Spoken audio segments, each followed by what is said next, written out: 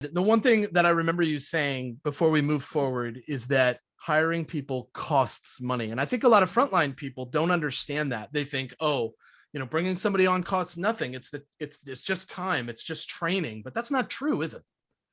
It's not. And anybody who says it's just time is probably not a manager, because honest to God, the time is the one thing that is limited in anything, right? Like the limited amount of time in your day, and the process that it takes to go through and have a conversation, even a phone screen, even a 15-minute phone screen, like you can't possibly get your work done and screen all of the people. So you've got to have some level of efficiency in the process. And really, the way that we've always thought about it, whether it's no matter what role it is, whether it's a strategic role, whether it's sort of a more a role that is less strategic, bigger cohort based, you have to have an ideal candidate profile. Like we think about on the sales side all the time, your ideal client profile and what that looks like. But for each one of those strategic roles or regular class roles, right? Like an SDR, an AE, account manager, whatever,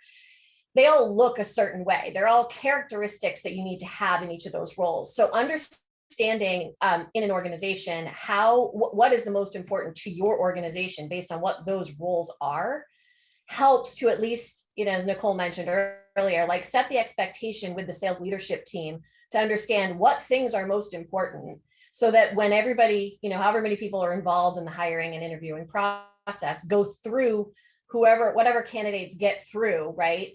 How are we scoring them so that at the end of it, when you get into the conference room, right? I mean, maybe you don't get in the conference room anymore because people aren't in the office, but I remember you'd be like, so what do you think? And it was like, everybody looked around and it was like, what's going on? Like, I don't know. I liked them. What did you like about them? What are the things that we're actually scoring people on? Was it personality? Sure, of course. In sales, there's personality that's there.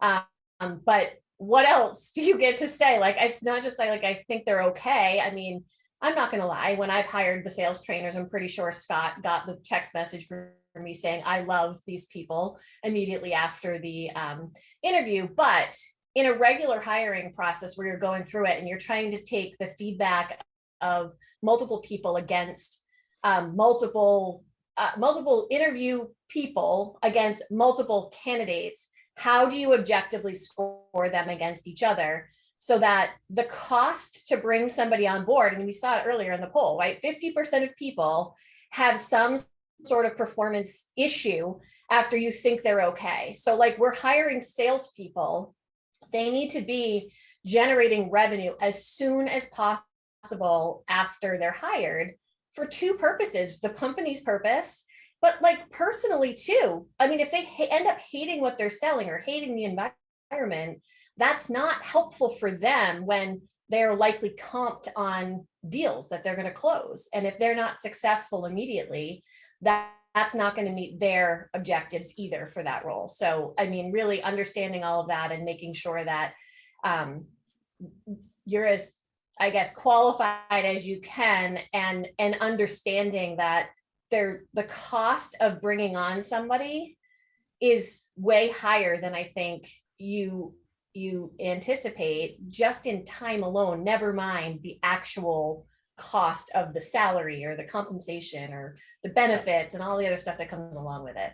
Yeah. When you get, I'm not asked ever. I'm usually the first one that talks to somebody, and I'm never asking the like, what's your weakness? What's your strength? Like, that's just not my thing.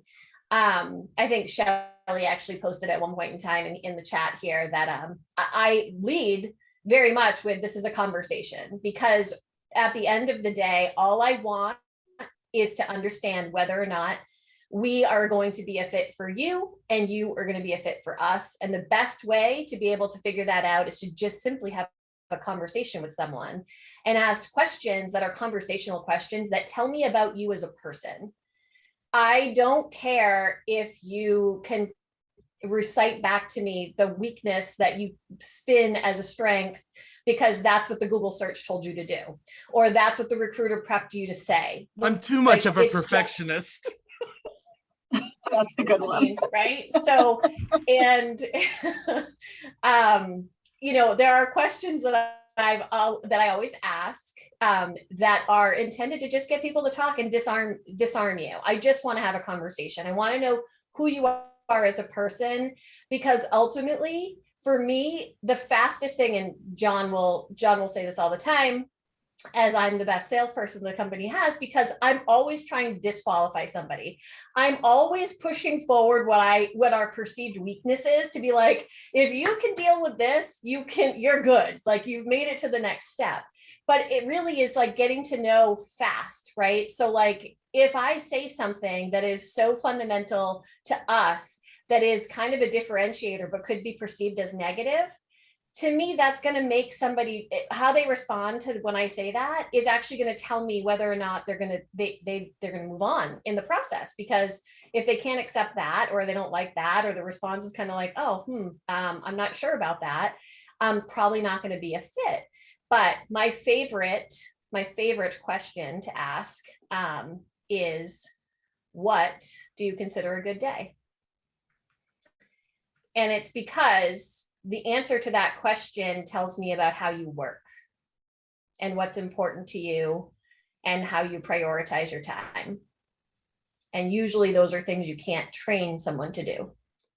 Yo, that's good fire right there. I would definitely start asking that question in your interviews. What is it that makes a day a great day? However you need to phrase that to them, you want to start asking that, because if they can't describe what a great day is, you can't provide that for them. They have to know what that looks like. I think that's a great question to ask. For what it's worth to the candidates in the room, I kicked the door in here at JB Sales.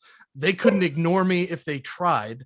I was hired by John. I got a phone call from him and he said, the way you make people feel is amazing. Want to do it with me? And that was the way that I was offered the job after I met Chris and Meghan in Las Vegas. So, or was it Vegas? It might've been Boston, I think. Once they're at the interview and this process has began, how do we move them through the recruitment funnel? I think consistency played a role for me, because you guys were on it. It was like email, paperwork, start date, have fun in Hawaii, see you when you get back. That's like how it went. I wonder who coordinated all of that. It was you. Yeah. I think, and Nicole, I'll let you, jump in too, but honestly, like, I will always go back to expectation setting is such a critical part. Between that and communication, nobody wants, believe me, like, of all the interviews that I've been on in my own past from when I was getting hired, the worst was waiting for someone to really get to hear something from someone, right? And so that communication line, and also, like, I'm pretty sure I would always be like, you can expect this for the next conversation with so-and-so, because that helps the person prepare for what they need to, either time frame wise, or if they need to be prepared with something, so that they're not caught off guard with it. Because the worst thing is, showing up on a call and you're like, oh, I didn't realize I was going to be talking to the CEO. I didn't know who that was going to be part of the process. So, clear expectations, clear and frequent communication, I think, is critical to sort of have the candidates feel like they have a good process, a good experience through the process with the company. I think it says a lot about how the company operates in general. Yeah, the hiring process being a good process lets you know that afterwards it's going to go good as well. Definitely. Yeah. Nicole, what kind of thoughts do you have around the consistency after the process begins? Yeah, absolutely. I think, one of the most important pieces is, when you're talking to a candidate, even if, you think they might be a great fit, but there might be something that's off. And that's something, there might be that, that one check mark that might not be, fit in that bucket. But, we're not all able to find, unicorns, unfortunately. Like, we're in the business of people, right? Finding the best talent. It's being transparent with that candidate and saying, hey, this is where I think a leader might have hesitation.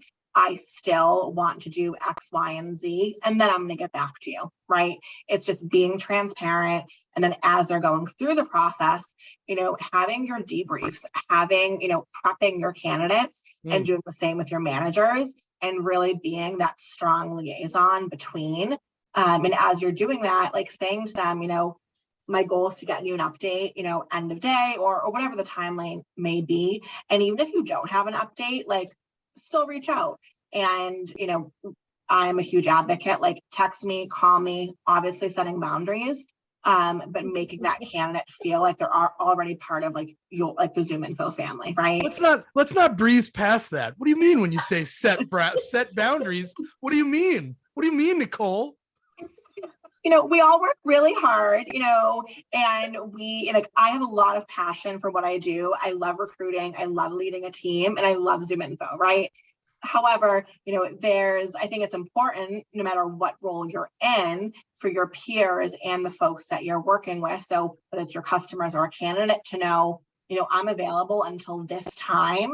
After this time, I'll respond the next morning. That way, you have that quality of life and you have that work-life balance. It's hard to do. It's not easy.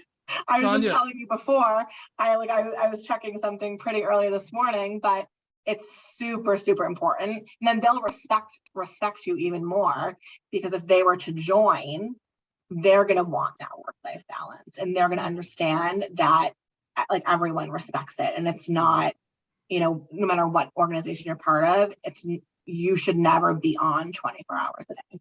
I'm going to ask this question to both of you. How do you let someone know that they didn't get the job? I call them right away. What do you say? I am very honest with folks, and before we decline candidates, I do like to get detailed feedback from managers. If it's something where I maybe got, 2 or 3 no's out of, a panel of 4 out of the final interview, that's when, generally, it's a consensus that there's a no. And I'm just very honest and say, unfortunately, we're not going to move forward. This is why. But I always make sure, and the team they are very clear, like, let's stay in contact. Things could change as you evolve in your career. I think it's important to always stay in contact with those candidates, because again, it kind of ties back to, the needs of the business, what we're looking for. And then, we utilize, our own, some internal tracking and whatnot to make sure that we have those candidates readily available for us. So in 6 months, if needs do change, we can easily reach out to them. Yeah, you maintain that open door. We want to reach back 100%. Out. We want to stay in the relationship, 100%. Right? 100%. Yep. Megan, do you have something that you say specifically? Not interested. No, just kidding. Take me off your list. Unsubscribe. Subscribe. No. It depends. It depends on the reason why we're choosing to like pass on somebody, right? So like there are some people that have been through the process, have interviewed with me actually several times, and it's just not the right time based on circumstances, right? Love the people and love, we definitely stay in communication, either via LinkedIn or just general communication by email. If somebody's truly just not the right fit, we are very upfront with like, this is just not going to be the right fit. And usually it's not a shock, because like I said, all of us, once you end up interviewing, at least for JV sales, like it's conversations with people, and it's almost like a mutual agreement that you come to, that it's like, yeah, this is probably not going to be the best situation. Again, we are kind of just a different type of organization, because we work so closely with so many different sales people, but we don't have a huge sales organization. So again, like it's a certain profile with a certain set of experience, with a certain set of goals that you have in order to sort of work in our world. But yes, communication's huge. Again, it goes back to that expectation setting, transparency, authenticity. Like, I'm not going to sugarcoat it for you. If it's just not going to work for us, I'm going to tell you that, because I think that is the best way to do. It goes back to our core values of being authentic with ourselves, with our clients, and with anybody that we generally interact with. The transparency part is such a big part of it.